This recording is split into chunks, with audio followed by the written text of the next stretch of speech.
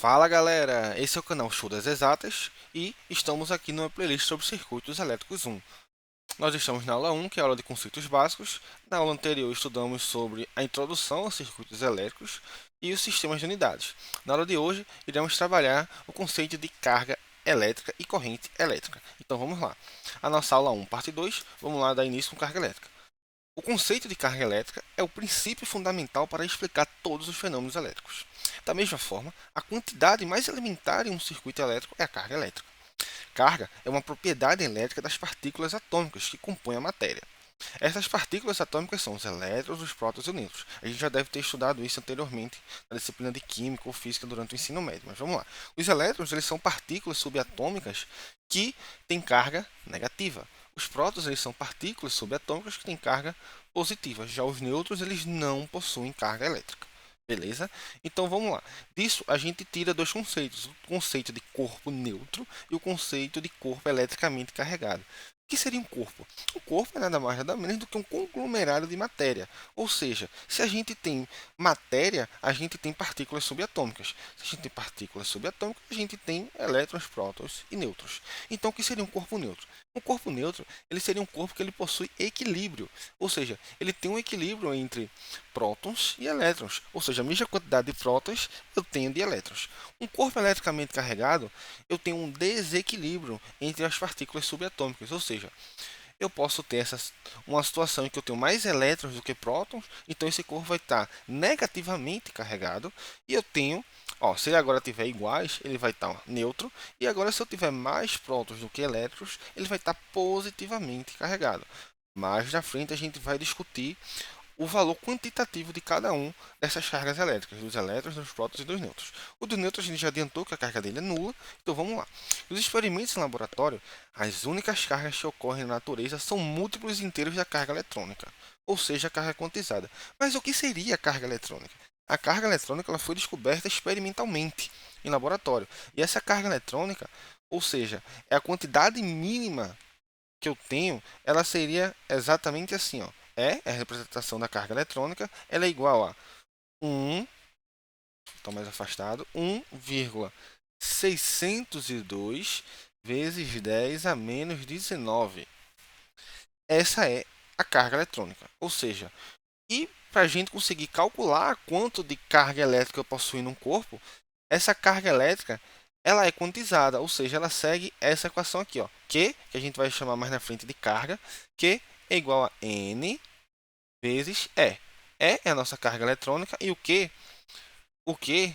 eles são múltiplos. Ou seja, ele pode ser mais ou menos 1, mais ou menos 2, mais ou menos 3 e assim por diante. Ou seja, esse N, eles são múltiplos inteiros da carga eletrônica. Ou seja, eu não consigo ter uma carga eletrônica meio. 2,5, 3,5 não. É 1, 2, 3, seja positiva ou negativa. E aí, as cargas elas não podem ser criadas nem destruídas, apenas transferidas. Ou seja, a carga, além de ela ser quantizada, a carga também ela é conservada. De tal forma que a gente não pode nem criar nem destruir, apenas transferir.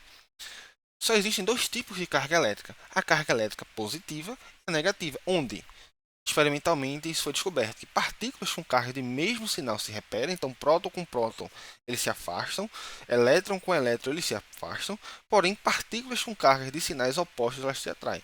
Elétron com próton, próton com elétron, eles vão se atrair. Mas qual é a unidade de medida da carga? Eu disse aqui qual era o valor da carga eletrônica, mas eu não disse qual é a unidade de medida. A unidade de medida da carga elétrica ela é chamada de Coulomb. Coulomb. O Coulomb ele é em homenagem ao cientista, enfim, o rapaz lá chamado Charles de Coulomb, ok? Então, voltando lá para os nossos elétrons, então os elétrons eles possuem um múltiplo da carga eletrônica, então seria menos Ne, e os prótons seriam mais Ne, de tal forma que isso aqui seria o quê? Seria menos N, que seria o múltiplo inteiro, vezes 1,602 vezes 10 a menos 19 Coulomb. E os prótons seriam mais N, que seria um múltiplo inteiro qualquer, vezes 1,602 vezes 10 a menos 19 coulombs. E os nêutrons a gente já discutiu que a carga dele é nula. Então vamos lá. Seguindo a nossa aula, a gente agora entra no conceito de corrente elétrica. A corrente elétrica é o fluxo de carga por unidade de tempo, ou seja, ela é medida em amperes. Matematicamente, a relação entre a corrente, que a gente vai denominar com a letra I, a carga, que a gente vai denominar com a letra Q, e o tempo a gente vai denominar com a letra T. Matematicamente, eles seguem essa equação aqui, ó. I, que é a corrente, ela é diretamente proporcional ao diferencial de carga dividido pelo diferencial de tempo. Ou seja, a corrente é igual à derivada da carga em relação ao tempo, onde é a corrente, Q é a carga e T é o tempo. Ok? Então vamos lá. Carga transferida em um intervalo de tempo. A carga transferida, a gente pega a nossa equação anterior, que é I igual a dq dt. Então vamos jogar esse dt para junto do I. Isso aqui os matemáticos eles detestam, mas os físicos amam. Então vamos lá. dq é igual a I dt, ou seja, o diferencial de carga é diretamente proporcional à corrente vezes o diferencial de tempo. Então, se a gente tem diferencial de um lado e diferencial de outro, o que a gente faz para ter esses diferenciais? A gente integra em ambos os lados. De tal forma que a gente integrando aqui, ó, a gente vai integrar o diferencial de carga e integrar a corrente e o diferencial de tempo. Sendo que esse diferencial de tempo é transferido em um intervalo de tempo. Se é um intervalo de tempo, então vai de um tempo inicial, um t0, até um tempo final, um t. De tal forma que, ó, se eu tenho integrado um diferencial, dá o argumento. Então eu fico com Q, que é a carga, é igual a integral de um instante inicial até um instante final da corrente no diferencial de tempo. Então essa é a carga transferida em um intervalo de tempo. Então vamos agora estudar os principais tipos de corrente. A gente tem a corrente contínua, apelidada carinhosamente de CC. É uma corrente que permanece constante ao longo do tempo. Como a gente está vendo aqui no gráfico de corrente por tempo, ela é uma reta. Já a gente tem a corrente alternada. É uma corrente que varia com o tempo, segundo uma forma de onda senoidal. Mais na frente a gente vai discutir as implicações de cada um desse tipo de corrente, com as suas vantagens e desvantagens.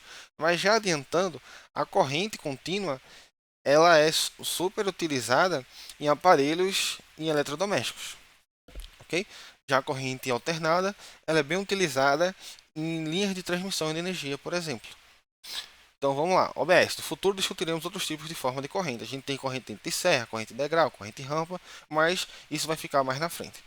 Então, ao definirmos corrente como uma movimentação de cargas, é esperado que ela tenha um sentido de fluxo associado. Óbvio, né? Se eu estou transferindo, movimentando de um lugar para outro, a gente tem que definir para que lado ela é positiva, se da direita para a esquerda, se da esquerda para a direita, se do lado positivo para o negativo, do negativo para o positivo, e assim a gente vai discutir. Então, esse sentido é convencionado, ou seja, foi tomado como sentido de movimentação o sentido das cargas positivas.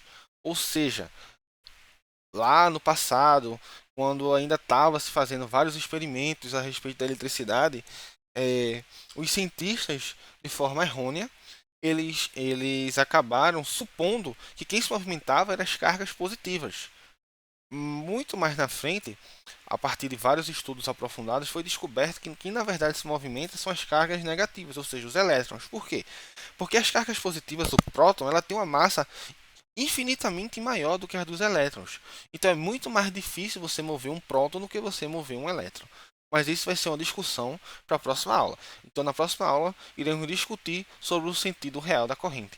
Aqui eu tenho uma imagenzinha, que aqui eu tenho uma corrente de 5 amperes percorrida ao longo de um fio, e aqui eu tenho outra corrente de sentido contrário, ou seja, menos 5 amperes. Então, a corrente de 5 amperes ela pode ser representada como uma corrente de menos 5 amperes, sendo que com um sentido contrário.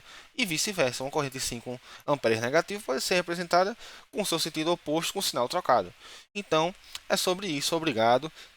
Dê like no vídeo, se inscreva no canal e até a próxima aula.